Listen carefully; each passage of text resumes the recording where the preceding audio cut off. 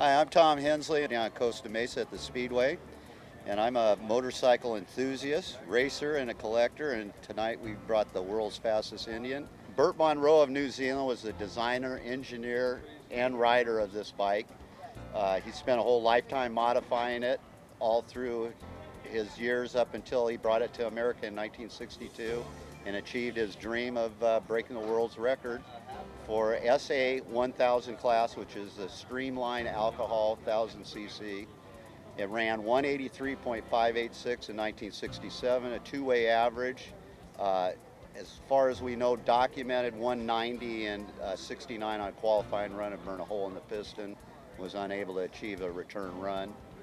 The bike is restored in the same way that it broke the record in 1967. The bike was sold to the Pierce family of San Gabriel, later to Gordy Clark, and my brother bought it from him approximately 25 years ago. What we're looking at here is the original photographs from the restoration of the bike of nearly 25 years ago.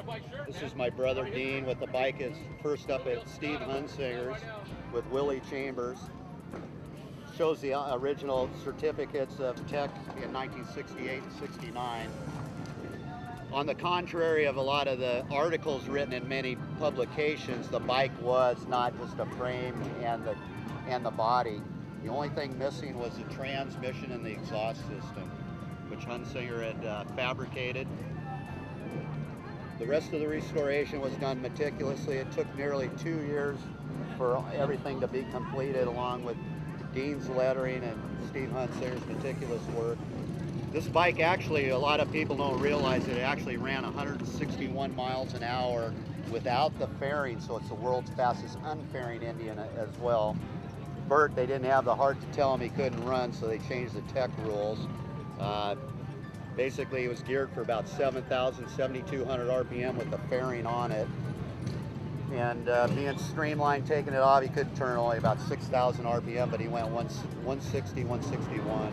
The bike had been sitting outside for many, many years against the Butler buildings, Santa Paula, as well as its tour of duty up there at the Salt, which obviously has taken its toll on the bike.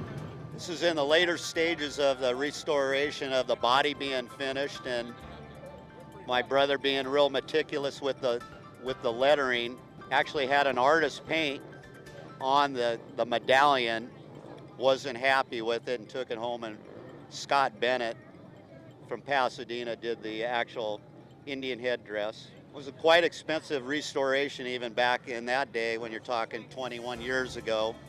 We just had brand new cylinders and rods made for the bike, and we replicated the cylinders that were on the world record running bike. As you can see, the motor, every gear is ground down, scrapers in the case to keep the oil out. You're looking at the rest of the lower end of the bike here. A lot of modifications, and it'd been pretty road hard. These are some of the photos that they may have over on the New Zealand side of our bike, just as a final assembly before it went into the chassis. This is pictured with Porsche cylinders on it.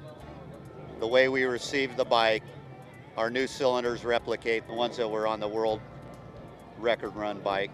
The bike was finished and debuted in Davenport, Iowa for a national antique motorcycle meet in '89 and was blown up there, so it hasn't run since that time, and we're looking forward to firing it up and running it again with our new rods and cylinders. And this last photo on the bottom left shows it on the podium as it was back in Davenport, Iowa on the East Coast. As this bike has been not only toured many years up at Bonneville, been to all the major museums, all the major shows across the United States, Daytona, Hershey, Pennsylvania. It's been in the major museums, NHRA, Peterson Museum. The Hensley family collection's been invited to Pebble Beach this year with that, and one of 4 original 8-valve 1915 era. And we will be running the bike up there, and it has not been run in 21 years. This is my brother's artwork, Dean Hensley. He did all the artwork, and that's the way we kind of support and pay for the insurance to go out and show this stuff. And we have t-shirts for sale. You can reach us at cdh52@charter.net. We are working on our website, the Hensley Family Collections, and I appreciate my parents and the rest of my family for letting me be the curator to keep this stuff together and share it with the rest of the world.